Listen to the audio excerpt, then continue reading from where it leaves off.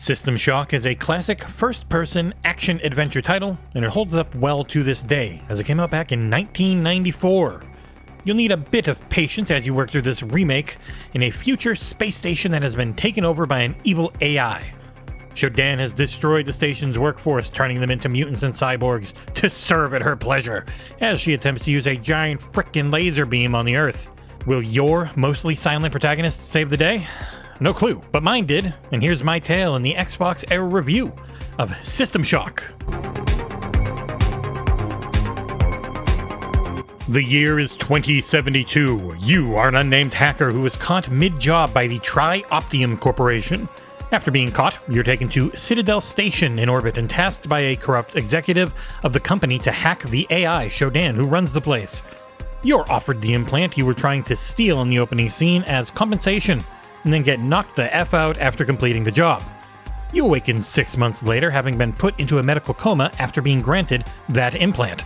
But shit's gone sideways. The station is overrun by mutants and cyborgs and more under SHODAN's controls. There's a lot of robots too, and it's your job to try and stop them all from using the station's mining laser on the Earth. She wants to destroy all of the major cities and declare that SHODAN is an AI god. The writing and voice acting hold up pretty well. I mean, the original game did come out back in 1994, and it's kind of hilarious to go back to it after seeing this beautiful Unreal Engine remake. System Shock 2023 is damned pretty. Lighting and color is used to great effect to evoke the feeling of the original while modernizing it. What hasn't been fully modernized, and I think it's a good thing though, is the gameplay. System Shock is, of course, played from a first-person perspective. You'll spend lots of time looking at things to see if it's selectable in your interface as you attempt to find keys and switches to progress through each level.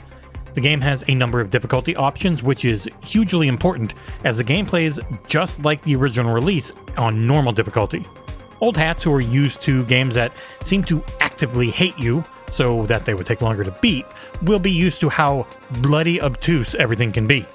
I did my original playthrough on PC last year on normal and had a blast. I couldn't really do it again here though, and I wanted to see what the easy mode could show, just how different the experience was. You'll start the game swinging a pipe before you find any ranged weaponry. All of the combat's pretty basic, and you are encouraged to explore and potentially find other solutions on how to get past certain encounters based on your playstyle. The majority of the game will find you dancing around enemies as you bop them on the head, or picking them off from afar with shooting controls that, unfortunately on a controller, felt a bit stiff. The game controls like a dream on PC on mouse and keyboard, but I found the dead zones and aim acceleration settings to just feel a little off on Series X. I was able to adjust things in the settings, and over time it felt alright, but Halo Infinite this is not. A lot of this game is inventory management, with you trying to balance your melee and ranged combat, as ammo can be scarce, holding on to all your weapons at once can be tough, but junk is useful in that you can choose to vaporize it and then sell that material to a vendor for credits. Those credits can net you food for healing, direct healing items, buffs, ammo, and guns. A lot of it feels a little rudimentary now, but trust me, all of the systems were mind-blowing back in 1994, and they hold up well today because they're smartly done. This remake took a while to come to fruition after a successful Kickstarter. Originally, it was going to be a faithful remake, then it turned into a reboot/new game, and then it came back to being a faithful remake. As a huge fan of the original, I think they nailed that final goal. While this game obviously looks way better than the original, it still feels like System Shock to me. The majority of your playtime is going to be in the real world, but their take on the cyberspace levels look awesome. And the UI fits together really well, along with the colorful nature of the station's lighting, which gives it that creepy future ambiance that matches SHODAN in all of her weird-ass glory. As stated before, the writing and voice acting still hold up. Most of that story is conveyed through either audio logs or notes that you'll find about the station, or through radio broadcasts directly to the player.